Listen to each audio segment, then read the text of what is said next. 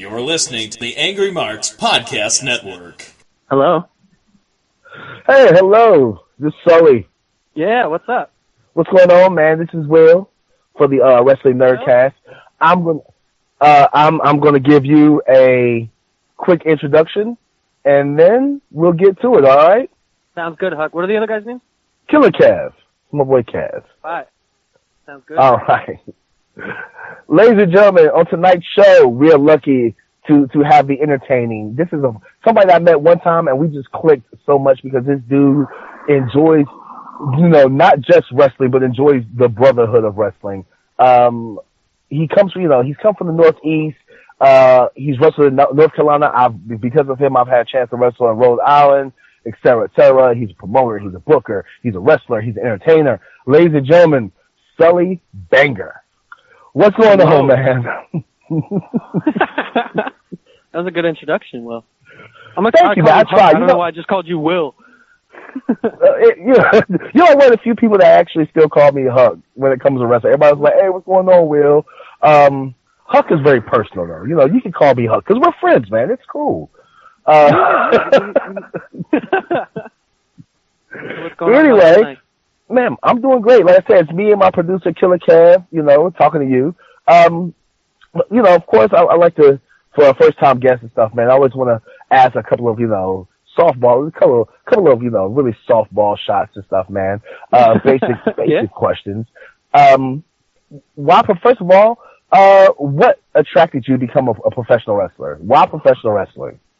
I think that initially it was the aesthetic. I'm pretty sure I had an attention disorder when I was a kid, but I always loved the aesthetic. I love the mullets. I love the mustaches. I love the Jake the Snakes, the Finleys. I love the show of it, but mostly the mullets of it. But I think that drew me in. It wasn't even the moves. It was the characters and the people. It wasn't even Hulk Hogan. It was Fit Finley in like football pads and a shamrock, and I connected to that. Really? Really? Yeah. I was never a mega fan, but I fell in love with it the second I started doing it. I was like, oh, there's moves to do too. Initially, it was just like, I don't know. I just thought it looked cool. I was like, that looks cool. I love the look of that. Now, see, that's weird because you're from the Northeast, and so I figured you'd be a huge WWF fan. I figured, you would be, Macho Man, Hulk Hogan, Ultimate Warrior, but Finley's like, that's a Jim Crockett guy. That's an NWA, WCW talent right there, man. Like, were you a WCW Jim Crockett fan? I was more than WWF, but like I said, we changed the channels. We went to both, but I always liked when it was down at Universal Studios because I loved looking like on the beach and it was sunny and everything was outside. My favorite episodes of Nitro were when it was outside, all that. So I think that's what drew me in. I didn't want to be in an arena. I like the outsideness of things. Which is a really shallow reason to like. That's the most shallow reason to be drawn towards a wrestling promotion. It was not the wrestling. I hate I don't care about the wrestling. I just want to be outside and have people look at me with a mullet. Look at that mullet and the old, Well, you have a pretty awesome mullet. You also have a pretty awesome mullet and mustache as well. It's a good combo. I think people feel old school about me when they see me. I don't think I'm old school. Maybe I have an old school style when I wrestle, but it's mostly the aesthetic for me, and I'm just developing a character based off what I know how to do and what I like. So. I would definitely say that I'm jealous of your mustache. I've always loved the huge, bushy, Magnum PI, Magnum TA, whatever you want to call it. I call it the Magnum P, the Tom Selleck. Yes, the Tom Selleck mustache.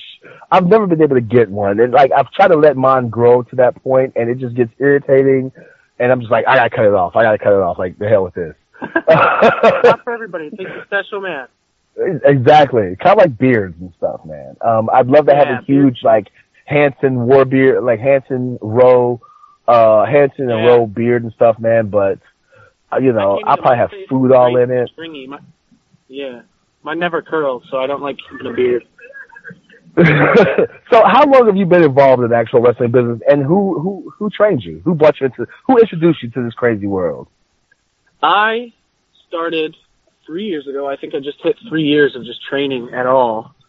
So I'm relatively new. I was brought into the business by NXT's Oni Lorcan, who was Biff Busick on the Indies, which is great. I had the best education I think that I could have gotten. I did a 3-month super camp with him through Beyond Wrestling. It was actually terrifying, and it was tough. It was 4 nights a week, Monday, Tuesday, Wednesday, Thursday, 9 p.m. to midnight for 3 months straight. And I lost my job because of it, and I broke my ribs because of it, but I'm still here. So. Wow, you lost your job training to become a professional wrestler. Not even actually being a part of the business. Just getting into the business, you lost your job. Exactly. So it was 9 p.m. to midnight. I was a butcher. I was a butcher at Whole Foods when I started training, and I had to open at 5:30 in the morning every morning, and I was training 9:30 to midnight. And then about halfway through, I broke my ribs. I caught a knee to the ribs on a corner splash, and I broke my ribs, and I couldn't go to work, so that was a no-call, no-show. So I got fired. Wow, and guys and ladies and stuff now are more worried about losing their job, and they're actually in the business. Like, you already started sacrificing for the business before you actually before you had your first match. That is ridiculous, man. It was tough. Biff Busick is a no frills kind of guy, man. You know, I've been around him a couple of times, and I can imagine, because he's no nonsense, and he has that air of dangerousness that he can snap and go off on somebody at any time, especially when he's in gimmick.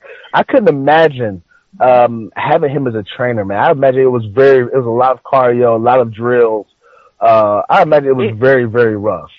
It was rough to the point where he didn't really put up with any crap, but I think that that helped with the learning. We were on it was like a crash course. It was 3 months, and then they were like, "There you go, you're kind of a wrestler now." So he couldn't have any nonsense, but he wasn't horrible. He was a great trainer. Yeah. He was honestly a great trainer. He was surprisingly super patient with us, and I think I was his favorite. My very first match was against him, and he broke my teeth and made me deaf in one ear, but I think he broke my teeth and made me deaf in one ear like he would to a son. So, like his own baby boy, he slapped the crap out of me until I broke my molars. And they're still broken. It's my little piece of him I have left. Okay, hold on. You said he did... Come on, Sully, come on. This is turning... I thought this was going to be fun. This is turning into oh, God, I feel so bad for him. He lost his job. He, knocked his teeth out. No. I think you think he hazed me, but he didn't haze me. That was just his wrestling style. He is the most rough man I've ever met in my life. But he is also one of the most polite and genuine people I've ever met in my life. You won't find a person in the wrestling business who thinks any negative thoughts about Oni Lorcan. And it showed. He was just rough. He will beat the crap out of you when it's time to beat the crap out of you, but only because you're in a ring with him. He won't do it because he doesn't haze you because you're a freshman, you know? Yeah, I understand what you're saying. He's a nice guy, but he will kill you out of love. So how long has it been? How long have you been actually wrestling now? Actually wrestling, I'd say almost 3 years. It'll be 3 years that I had my first match in December. Let's see, that's so amazing because we met each other at Steve Carino's company, PWF, here in Hubert, North Carolina. You actually was doing the drives with Uncle Bob, with Brutal Bob Evans and stuff. So once again, ladies and gentlemen, it's another member of the Brutal Bob Army, another brother in Brutal Bob's army of mine. And watching you work and stuff, man, you carry yourself like you've been working just as long as I have. You carry yourself like you've been working for 8, 10, 12 years. Yeah, I attribute that to my training, and I think that you have to, fake it till you make it. It's confidence. And I also just I was down in PWF. I was down at Steve Carino's wrestling promotion, which you guys maybe down there might not realize how big of a deal that is for somebody from up north who doesn't have Steve Carino's wrestling promotion up there. I wanted to be the best, and I had a little pre-show match with Royal from the Monster Factory, and I mean, we did good. We weren't amazing, but I tried to carry myself the best way that I could. And I think that it's because I look older. The reason people think I've been working for a long time is because the years have not been kind to me. So I look like I'm 25. I just turned 25 last month. Oh, yeah, no, I was going to say, I wasn't going to say that. I was going to say, like, you came to the show, we met backstage and stuff, man, and we just started cracking jokes and laughing and stuff, man, and it was, like, we had known each other for years, and it was just so easy. You're such an easygoing guy, especially in the back. Yeah. No ego, just like, hey, man, you mind, like, hey, watch this match, tell me what you think or whatever. And like I said, at the time, I had no idea that you had only been wrestling for, actually, I guess at that time, less than 2 years, actually. Right at 2 years. Yeah, that time was about a year and a half. Yeah. I had no idea, man. Just because, like, you don't think that match was good, but in the South, we have kind of a what's the word I'm looking for? A prejudice against guys who come from up north. We're like, oh, okay, here comes some spotty shit. No psychology whatsoever, but total complete opposite, man. It was totally complete opposite. It was super entertaining. Your gimmick was super over. Everybody loved the whole Sully Banger gimmick and stuff, man. And we were like, wow, this guy can really go. Like, hey, he's like one of us. All right, no problem. Yeah. I don't, and I'm going to be putting myself over, but I am kind of an outlier here. Everyone's doing the spotty stuff here. Like, they're doing the flips and stuff. And first off, I physically can't do that stuff. So that's why I don't do it. But I also, sorry, the GPS is talking in the background. It stands out. If you see this show with a million spots, I'm just throwing and doing a regular DDT, like literally a regular plain DDT. Hey, let's see, that gets over so much. So, all right, so let's talk. So, like, you're currently living in what, Rhode Island? Yeah, I live in Providence, the capital. Living in Providence, Rhode Island and stuff, which is not really, Rhode Island is not really known as a wrestling state. Because, let's be honest, Rhode Island is like the size of Chicago. Yeah. But, coming from Rhode Island, and living in the Northeast and stuff, man, around the Jerseys and the CVWs and, all the companies in New York and Philadelphia and stuff, and even Boston. How is it different, living and coming from Rhode Island? And we know that every state has a different style of wrestling for the most part. How is it living in Rhode Island, such a small state with such a small, tight-knit community, to travel to these other states where guys are working more spotty? It's actually tough because sometimes I go in afraid that I'm not going to be able to keep up with the caliber of wrestling that is going on there. Like, if I go, I can only do what I can do, and I think people have been really respectful of that so far. I've been really lucky that I haven't been in a match where I feel out of my element. I've been on shows where my match feels out of its element, but I think that it still stands out in its own way, and I can hang out with a crowd. I can get a crowd behind me. I can get, I can beat the crap out of some people, and I can go toe to toe with anybody. I'm not going to go be doing moonsaults, but I'll punch them in the face the second they land. I was gonna say that's more like, so when you hear the name Sully Banger, you're not thinking of a guy who's going to go out there and do a 450. I'm thinking more of ballroom brawler. Like, hey, I'll catch you in the alley and I'll punch you down, knock you the hell out. But this is not going to be pretty. Like, this is going to be beautiful in its savageness. That's what I'm thinking when I hear the name Sully Banger. Speaking of that, where does the name Sully come from? Sully Banger. Where did that come from? You sure you want to know? Hey, this is an adult themed show. So if it has, some adult tendencies or whatever, okay, let's hear it. So we like dumb. My childhood pug is named Sully. The dog that I grew up with is named Sully. I have it tattooed on my forearm. I've got a tattoo for my dog, and he's still alive. He's like 15 years old, and he's blind and deaf, but he's enjoying his life. He actually lives down near you. He lives in Jacksonville, North Carolina. But no, that's what it was. So the reason I came up with Sully Banger was I had a pug named Sully, and I was a meat man. I was a butcher, and there's a sausage called an Irish Banger. So I initially was going to be Sully the Irish Banger, and then I realized that I don't really want to work a heritage gimmick because I think they're a little silly sometimes. So I just changed it to Sully Banger, and it worked out great for me. Yeah, okay. Well, he's named after a pug. Lazy Jummy's named after a pug and a sausage. Well, when you put it that way. Like, you know, there's so many different jokes I could come up with just knowing that information. Like, his name is half pug, half sausage. Half pug, half sausage. It's like a little chody dog, little chody sausage dog. Yeah. Oh, like a little dachshund. Sausage. A little no, not even a dachshund, just fatter. Just fatter. So why not do the heritage gimmick? Obviously you have to be. Obviously you're Irish. You haven't. I didn't want to keyhole myself really early on. I wanted to be what I was going to develop into being. You know, if I initially started and it's like, oh, I'm just going to rely on being Irish. Where does that leave me? How many people are Irish? A lot of people. But how many people are Sully Banger? How many people are like have a mullet, have a mustache, covered in tattoos, been smoking since they were 15? Just, you know, I put myself over again, but I am a badass. I'm not just an Irish dude. You know, I'm so much more than that. So I don't have anything against anybody who does heritage gimmicks, and I think that they can be done really, really, really well. But I didn't want to be just another number because I'm completely unique. Does that make sense? You know, yeah. Like, I don't know if I was, you know, knowing you as a person, I'm not going to say that you're not a badass and that you can't handle yourself, because I think anybody in professional wrestling should at least know how to handle themselves in an actual fist fight. But it's like, have you really been smoking since you were 15? I was a pack a day since I was 15. I've really slowed it down right now. I'm trying to quit for the business. But yeah, I've been a pack a day since I was 15. That was a little short.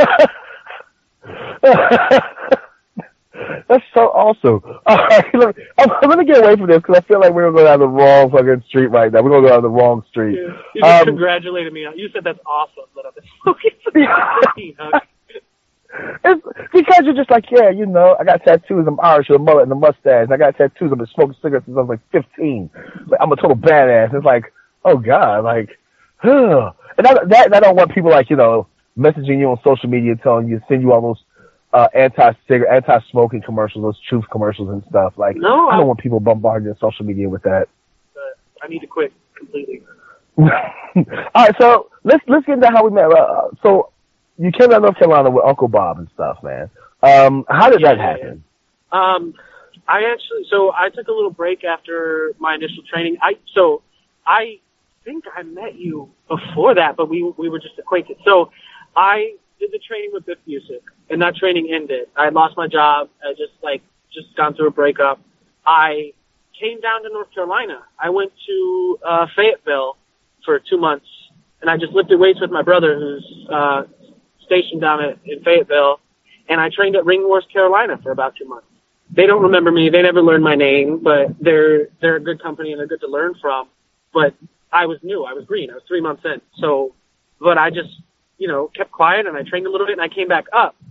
And the reason that I came down there again was because I saw Bob on Facebook started to do the Drive campaign he's doing, and Congo, Wildman Congo posted it, and we didn't know each other, but I just hit them up on a whim. I was like, I got to do this. I want to go down to North Carolina. And they were like, you might work, you might wrestle, you might not wrestle. And I just wanted to take a shot. I could get the time off of work, and I did it. And I went down and I met you at PWS, and then I saw you at Josh Gary's the next day also. You were there, right? You were at Josh's, I think, for that yes, warehouse. That was my weekend of hanging out with Bob. I saw Bob like 3 days that week. Like Friday, Saturday, Sunday that weekend. Because we did the Carino training too, and then we did that gymnasium show. I forget where that was. Yes. PWF or something. Yes, USIWF, yes. Yeah. All the letters. So we pretty much hung out all weekend. Me, you, and Bob and Congo, and I think Chandra was there a whole bunch too. Yep, all weekend, man. It was pretty cool. All right, so let's get into let's talk more business. Because you have a company up there in Rhode Island running shows. Yep. Pro V Wrestling. All right. So first of all, what does the V stand for? It's actually, so you know when you see flyers that say Live Pro Wrestling on the top? Yes.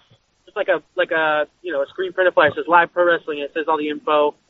It's a take on that. But I live in Providence. And Providence short is Prov. So Live Prov Wrestling. Get it? Ah, got it. you say Pro V, it's Prob, but it's cool. The unique shows. You did one. What do you think?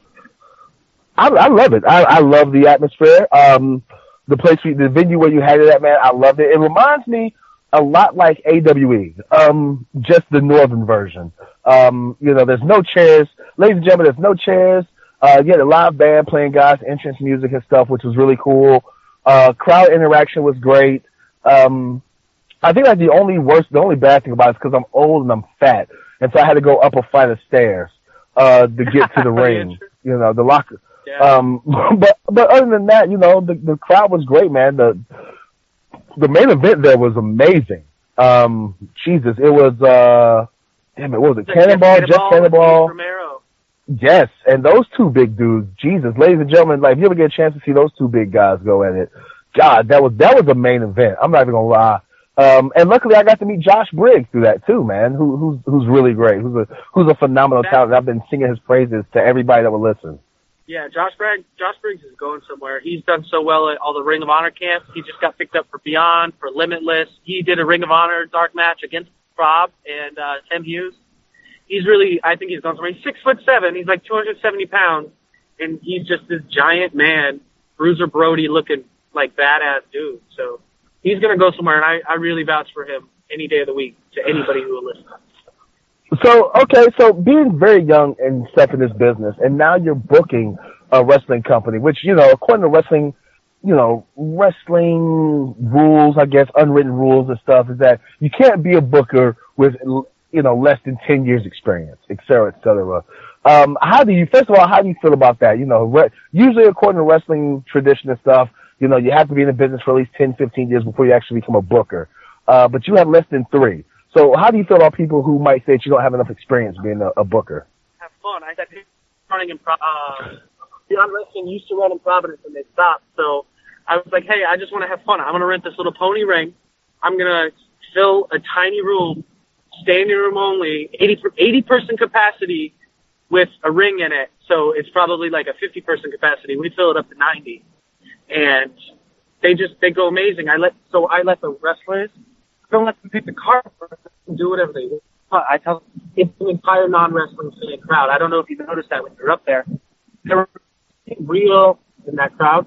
The rest were punk kids. They were young punk kids from Providence who have never seen wrestling. They pop for shoulder tackles. They pop for arm drag. They don't need anything crazy. You don't need to do the flippy stuff. So I'm curating this environment that is tailored to my wrestling, my interest, and what I know is going to work, because I've known those people who aren't wrestling fans for close to 10 years, and I know what they like, and I know how to draw.